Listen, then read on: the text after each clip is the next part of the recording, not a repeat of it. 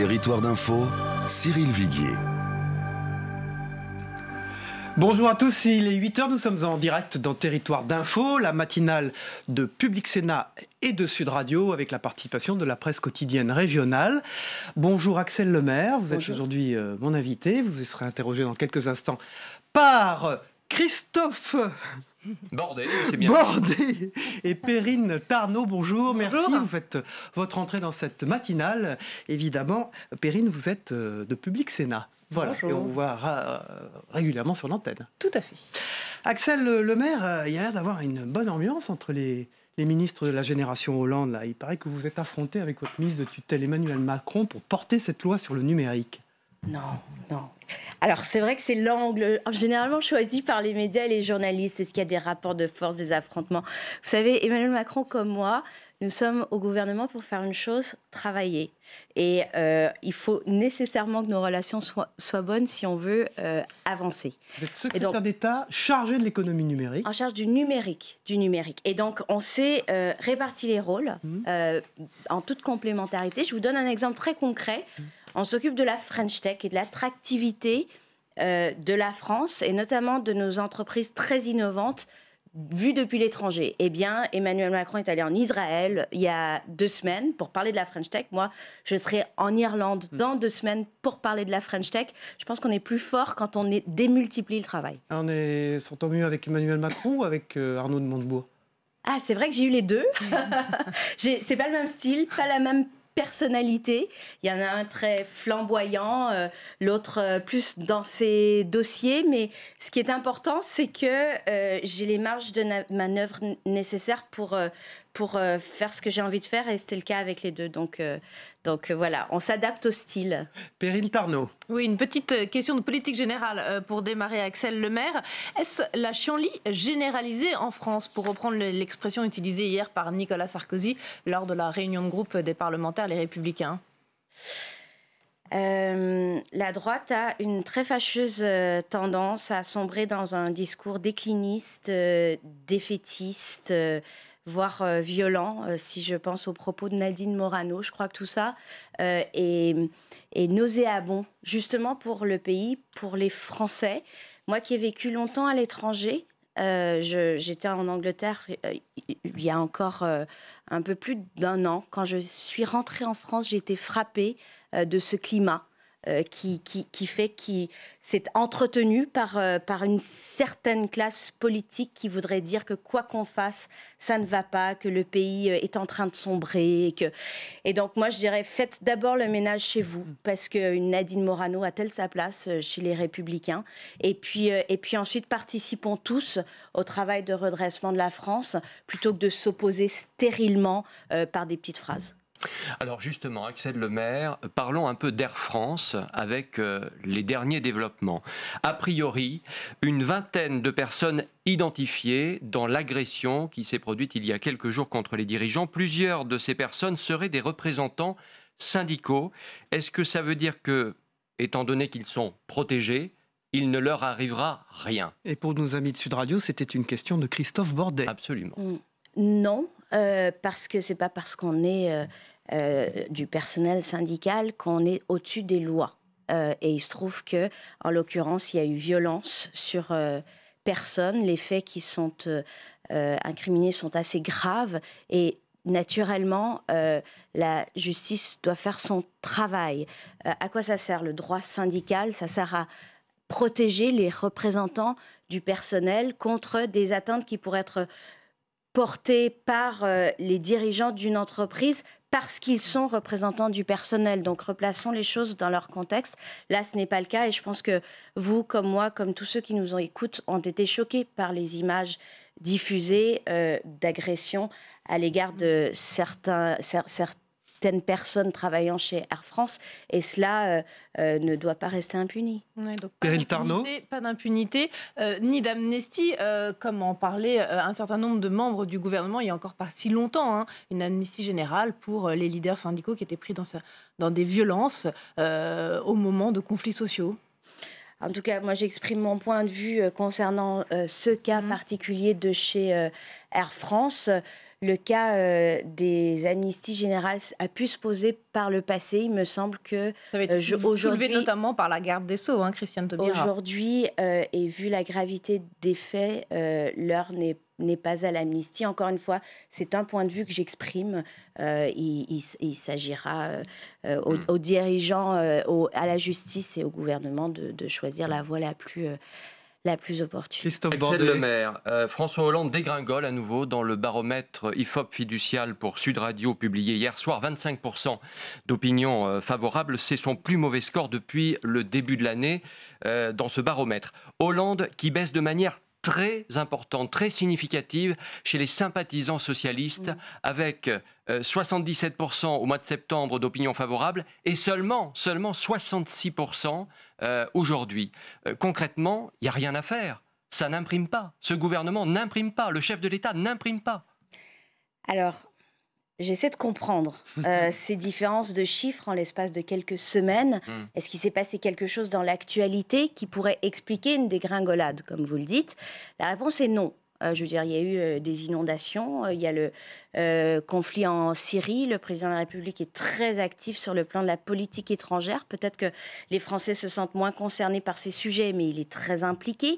Il prépare très activement la COP21 pour essayer de trouver un accord au niveau international sur la réduction des gaz à effet de serre. Alors, on a le sentiment... Vous gardez le moral dans ce gouvernement? Comment est-ce possible? D'abord parce que quand on fait de la politique, on est intrinsèquement et naturellement très optimiste, sinon on n'en fait pas.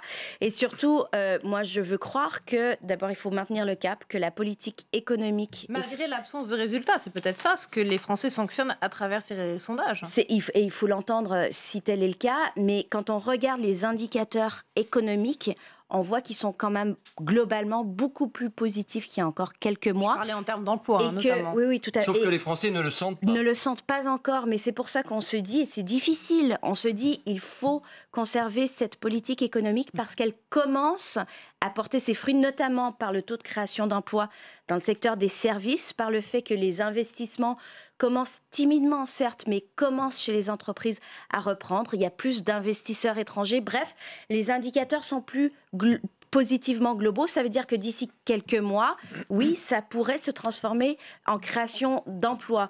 Donc, voilà. Mais vous savez, quand on prend des nouvelles mesures, ça ne change pas du jour au lendemain. Axel Lemaire, le Premier ministre sur RTL, chez nos confrères de la matinale d'RTL, vient de dire que l'État soutenait la direction d'Air France. Ça vous paraît être un acte de fermeté qui arrive à temps ou vous l'attendiez avant? C'est pas une question d'heure et de calendrier. Je pense que la parole est très claire. En revanche, le Premier ministre dénonce aussi assez fermement l'attitude de certains pilotes qui refusent la négociation, qui refusent le changement, alors même qu'ils ne sont certainement pas les premiers touchés par les problèmes financiers d'une compagnie comme Air France, et ce sont pourtant eux qui refusent de changer.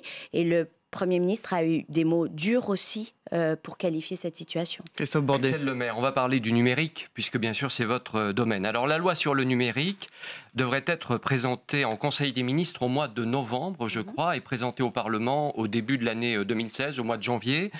Objectif premier, protéger les données numériques des internautes, des citoyens, donc les emails, les photos, les infos personnelles, etc.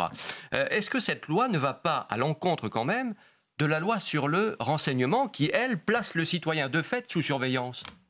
Alors non, les choses ne sont pas aussi simples. On a envie de comprendre. Oui, tout à fait. Mais les choses ne sont pas aussi simples. D'abord, d'un côté, il y a le cadre légal de l'action des services de renseignement qui sont là pour prévenir le terrorisme, prévenir les atteintes à la sécurité publique, à l'ordre public, qui sont là pour protéger les biens et les personnes dans notre pays. Ça, c'est la première chose, et c'est pour ça que certaines interceptions, certaines écoutes sont autorisées légalement pour que les agents des services de renseignement puissent faire leur action. Ça, c'est un côté. De l'autre, eh bien, il y a presque 66 millions de Français qui, comme vous, comme moi, échangent quotidiennement sur Internet, sur les réseaux sociaux, et veulent s'assurer que tout cela s'est fait de manière protégée, que leurs données personnelles ne vont pas être captées, ni par des organisations criminelles, ni par des États qui seraient moins démocratiques, et ni par des entreprises qui voudraient exploiter ces données. Mais est-ce que c'est pas un peu utopique aujourd'hui quand on sait que déjà les grands sites Internet pillent déjà toutes nos données personnelles ? Alors, ça dépend desquels, non, parce que les pratiques varient énormément d'une plateforme à l'autre. Et lorsqu'on introduit dans la loi, par exemple, le principe de confidentialité des courriels, de la messagerie électronique, ça sera destiné à s'appliquer à tout le monde, y compris à toutes les entreprises. Et ça, les grands mastodontes du numérique, notamment américains, vont l'accepter ? Ils ont tout intérêt à le faire parce qu'ils se rendent bien compte. Oui, complètement. Et ils vous prennent au sérieux, je veux dire, n'y voyez pas d'irrespect, mais est-ce qu'ils prennent la parole d'un secrétaire d'État au numérique français au sérieux quand ils prennent la France au sérieux, ne serait-ce que parce que c'est à peu près leur premier marché en Europe. Les consommateurs français sont très en ligne, ils achètent beaucoup, ils sont très présents sur les réseaux sociaux. Mais est-ce que la France n'est pas un peu seule dans cette histoire ? De moins en moins. Regardez le jugement rendu par la Cour européenne de justice hier concernant un traité entre la France entre l'Europe et les États-Unis qui s'appelle Safe Harbor. Eh bien, ce jugement vient dénoncer cet accord en disant attention, il ne protège pas assez les données personnelles. Ce que disait ce gouvernement en France il y a 3 ans, il y a 2 ans, il y a 1 an commence de plus en plus à être entendu. Et les géants de l'Internet, ils ont tout intérêt à ce qu'il y ait un climat de confiance et de protection, parce que c'est leur business. Sinon, c'est la fin de l'essor du numérique. Et ce climat, finalement, de confiance, il existe entre les partenaires européens pour justement s'allier contre les mastodontes américains ? Là aussi, de plus en plus. Est-ce qu'il y a un mouvement européen qui se crée petit à petit ? Oui, alors. Par exemple, les Anglais, oui. Alors, il y a plusieurs écoles, comme souvent en Europe, et c'est vrai que les continentaux demandent un niveau de protection des données personnelles plus élevé que les anglo-saxons, qui ont une vision plus libérale du marché, y compris des données. Il n'empêche que d'ici quelques mois, un accord sera trouvé pour la première fois au niveau européen, c'est-à-dire entre 28 pays européens. Les Anglais seront dedans pour qu'on ait un texte unique qui s'applique à la protection des données personnelles. Ça sera très important parce que ça voudra dire c'est pas la France seulement. Alors parlons de la taxation de Google. Google a provisionné 1,5 million d'euros si jamais la France, les services fiscaux, si j'ai bien compris, poursuivent ou arrivent à leur fin. Faire payer Google. Les entreprises françaises paient des taxes. Sont même assommés de taxes, on peut le dire, parce que c'est ça que ressentent quand même les entreprises, les PME notamment, les TPE. Et là, Google, aujourd'hui, ne paie pas de taxes en France. Est-ce que c'est normal ? Bien sûr que non. Alors, on ne va pas revenir sur le débat, les entreprises sont-elles assommées de taxes ? En revanche, le gouvernement a mené une politique d'aide aux entreprises qui est la plus active sur les 25 dernières années. Et le taux de réduction, notamment des impôts...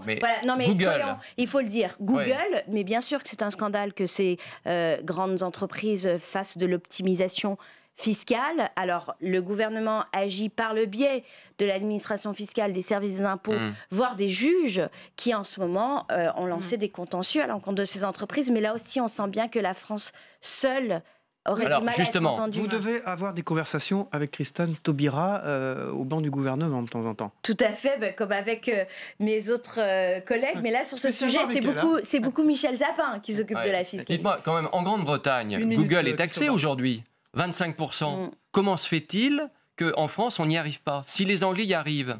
Les Anglais ont passé cette Google Tax à quelques mois de leurs élections pour dire, voyez, nous, on fait quelque chose. La réalité, c'est que 25%, c'est pas très élevé. Et c'est moins élevé. C'est mieux que rien. Mais nous, on a la loi. La loi, elle existe déjà. Et en ce moment, on est dans la phase d'après, qui est celle des contentieux pour la faire appliquer. 1 minute, Perrine Tarnaud. Oui, juste peut-être un reproche qui est fait à votre loi sur le numérique qui va arriver, c'est l'absence de volet économique et notamment de mesures de soutien pour les startups françaises. Je vais être un peu direct. Les gens qui considèrent que l'économie de la donnée, de la data, c'est pas de l'économie, n'ont rien compris au numérique. Ce qu'on fait, c'est créer l'environnement qui doit permettre de valoriser les données, qu'elles soient publiques ou qu'elles soient personnelles lorsqu'elles sont anonymisées. Pourquoi ? Parce que la donnée, c'est le contraire du pétrole. Plus on l'ouvre, plus on la diffuse, plus on la fait circuler, moins on la capte, moins on la garde, et bien plus elle prend de la valeur. Tout le chapitre premier de cette loi concerne l'économie de la donnée. On est très précurseur, au contraire. Manuel Valls vient de déclarer que le gouvernement devrait sans doute revoir la législation concernant les prisonniers à libérer. Voilà, déclaration sur RTL il y a quelques secondes. La Guyane envoie des satellites.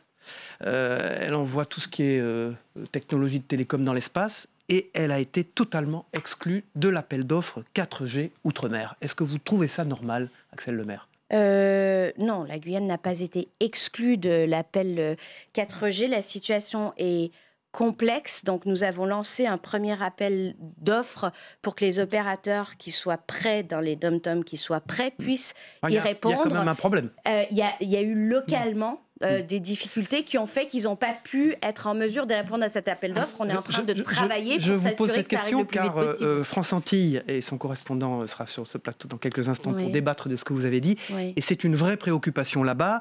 Vous savez, très légitime. L'expression qu'ils ont, c'est les pieds dans le marigot et la tête dans les étoiles pour la Guyane. Et qui est très légitime parce que leur moyen de rester connecté, c'est de l'être par les tuyaux, par les infrastructures. On investit beaucoup, par exemple, dans les câbles sous-marins pour s'assurer de la connectivité de leur territoire. Merci Axel Lemaire et bonne vie au gouvernement. Merci Perrine Tarnaud d'avoir été avec nous ce matin. Merci Christophe Bordet. Merci. À demain.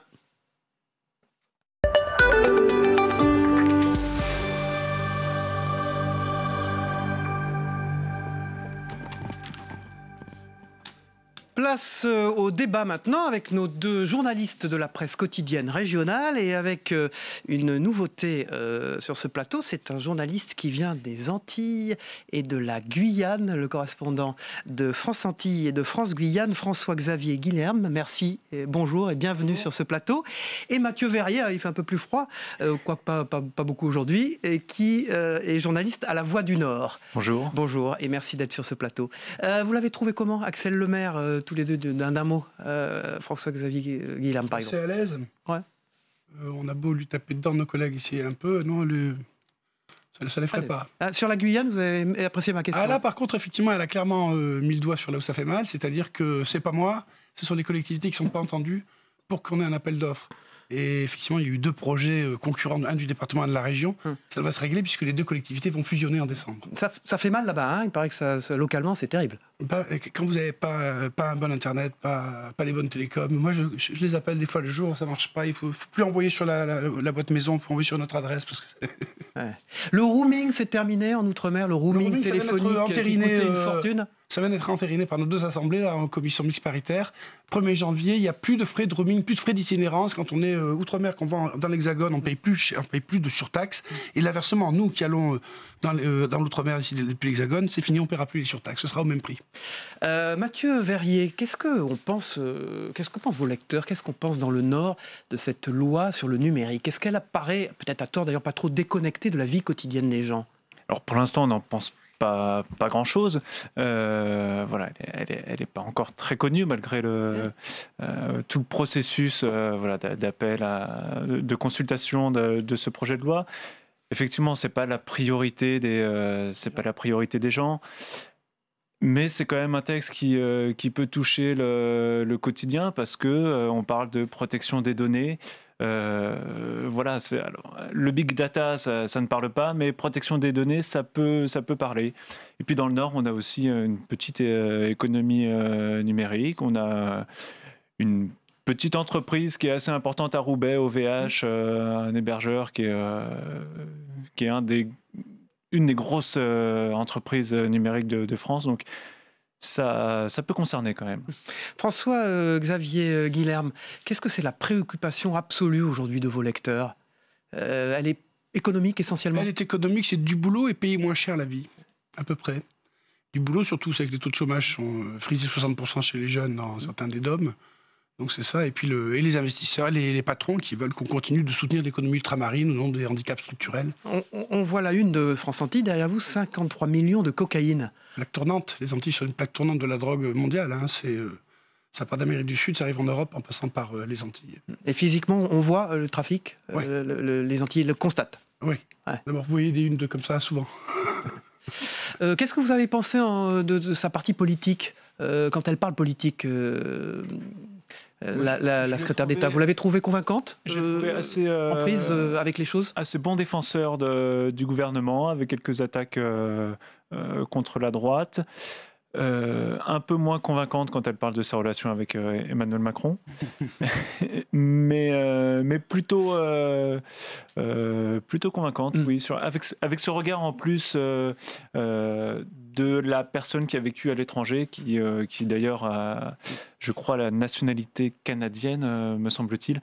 Vécu en Angleterre longtemps. Et elle a vécu en Angleterre, elle est élue là-bas.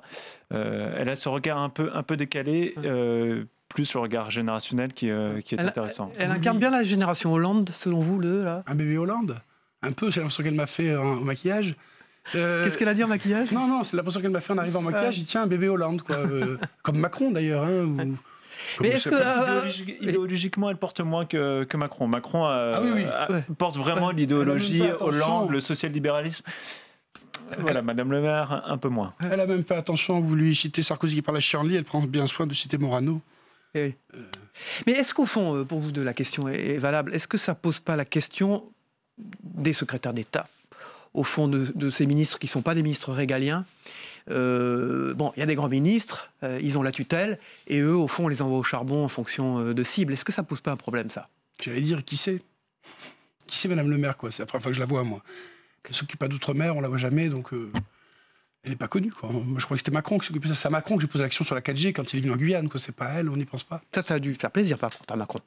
Non, mais il avait sa réponse toute prête, ils sont très forts. Le problème est moins un problème de poste, secrétaire d'État ou ministre, que une rivalité entre un ministre de tutelle et un secrétaire d'État qui fait que souvent ils marchent sur les plates-bandes de l'un ou l'autre et ils ont du mal à bien définir. Là, on voit sur la loi numérique, il y a tout un pan de l'activité numérique qui n'est pas prise en compte dans cette loi. Donc ça empêche le secrétaire d'État de se poser et vraiment d'imposer son autorité. Est-ce que vous croyez dans la French Tech, l'offensive de la France dans les nouvelles technologies? On va battre la Silicon Valley, c'est ce que déclarait Axel Lemaire. Elle n'était pas très intéressée par la Silicon Valley. Il faut y croire, je pense, parce que ça peut apporter des emplois, de l'activité. Il faut y croire aussi. Plutôt dans le nord ou plutôt dans le sud?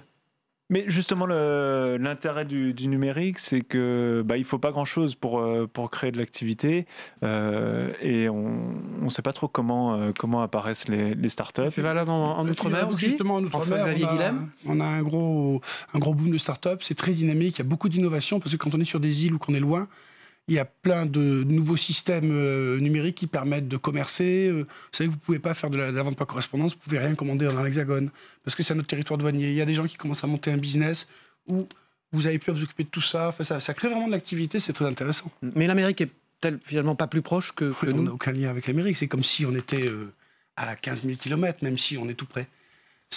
On est un territoire français et européen, hein, donc on ne peut pas commercer. Les normes européennes nous empêchent d'avoir des échanges avec nos voisins sud-américains et américains. Vous avez repéré des jeunes start-up dans le Nord qui fonctionnent bien et qui seront générateurs d'emplois et de technologies d'avenir? Des chercheurs, des gens qui sont dans ce domaine? Je n'ai pas de nom. Aux Antilles? Oui, on a G2Com, mais qui est en fait un Martiniquais qui est à Paris. Hollande l'avait amené avec lui aux États-Unis parce que c'est lui qui fait toutes les visioconférences. Voilà, c'est des petits savoir-faire d'innovation qu'on aime bien, que le président aime bien emmener de temps en temps, toujours un petit ultramarin qui est dans la high-tech. Qu'est-ce que vous pensez de la sortie d'Alain Juppé, hommage à nos amis antillais, par rapport à la polémique sur la race blanche?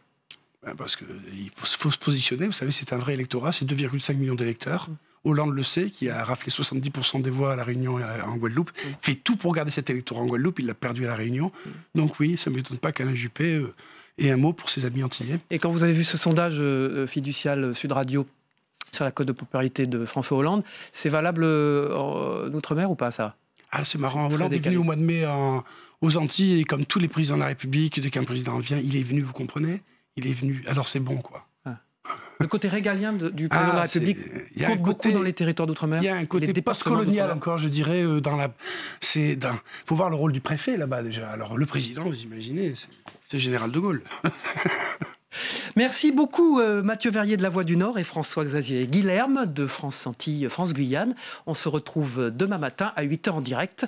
Territoire d'info sur Public Sénat. La matinale continue sur LCP dans quelques instants et sur Sud Radio.